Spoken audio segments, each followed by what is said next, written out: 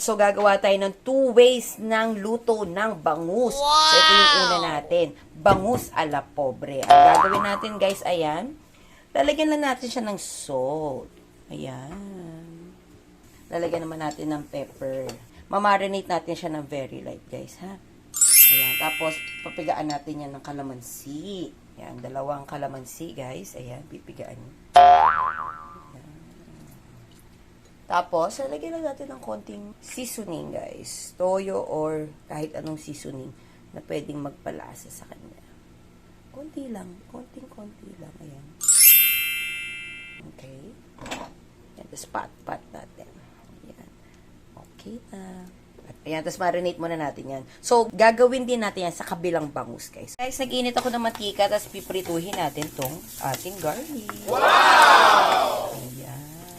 Ayan, same procedure. Ito naman, so lagyan ulit natin ng salt, pepper, kalamansi, at konting nor.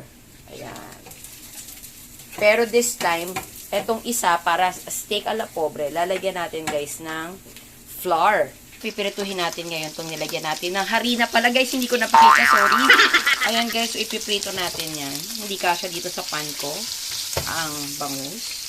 Ating baked bangus. So, meron yung bawang sibuyas, guys. Lalagyan lang natin ng konting paminta rin. Lagyan natin nor paminta. Ayan. Konti lang to, guys, ha. Lagyan natin paminta. Titimplahan lang natin to, guys. Ayan. Okay, guys. Yan lang. So, ilalagay natin ngayon to sa ibabaw. Ganyan lang to kadali, guys. Wow! Yan, guys. So, pagka flat na, ayan, o, diba? Ganyan lang yan, guys. Minarinate natin yan. Natignan nyo na maitsura, diba?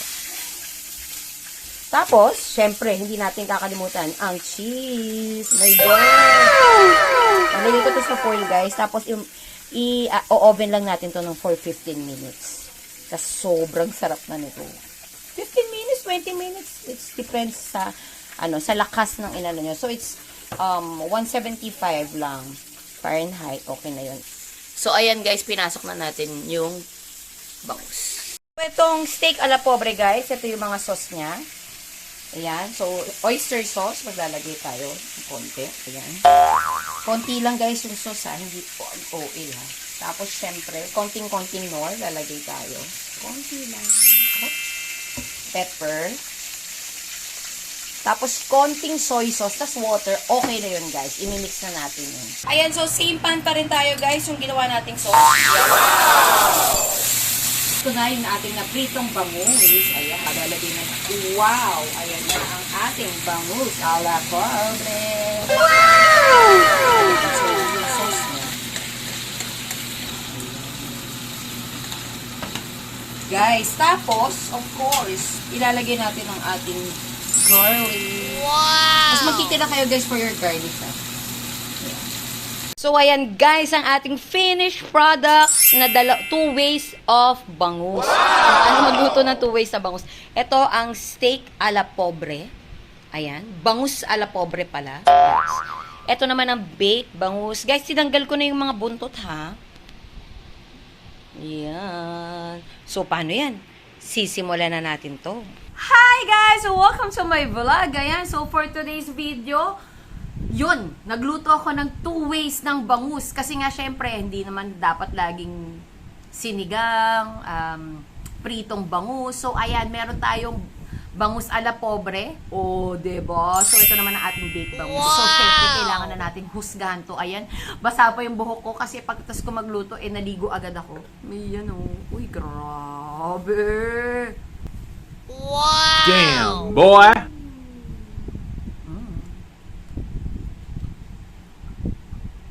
Sarap? May kakaiba. Pero parang kulang ng anghang. Uy, masarap to, ha? The first time ko tong ginawa, guys. As in. Nakita ko lang din to, so ginaya ko lang din. Tinry ko lang din. Ang sarap! Baka masanay ako dito, ha? Wow!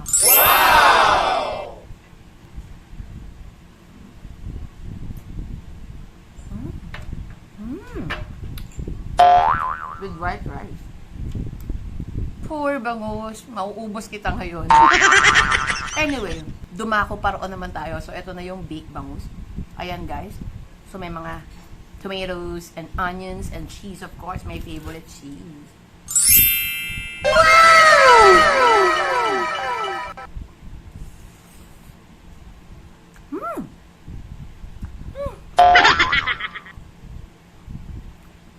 Wow. Yung iba nilalagyan pa nila ng mayonnaise. Pero kung ayaw niya masyadong creamy, this is okay na to. Of course. Ang yummy mo. Ang yummy mo. Ooh! Kung ako papipiliin nyo guys, ano sa dalawa? Parehas. Kasi magkaiba sila. So, pwedeng ito yung sa isang araw. Ito yung sa susunod na araw. Ang sarap naman ito. Nakakainis naman.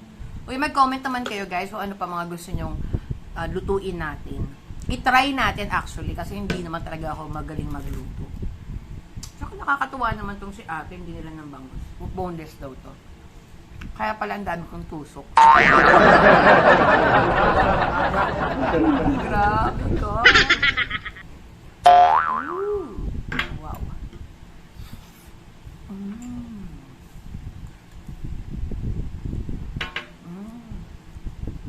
Lalo na sa mga taong mahilig sa cheese, ay pasok na pasok kayo dito. Like me, present. Sabi. Yummy. Sarap.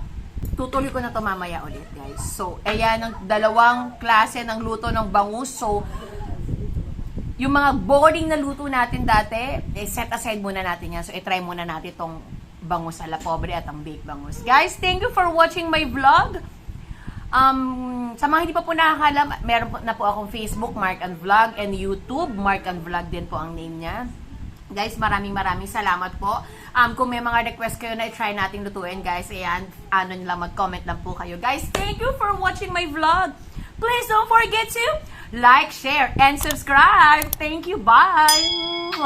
Oh, diba basa pa yung hair ko? Go-blower na ako, guys. Thank you so much! Bye-bye!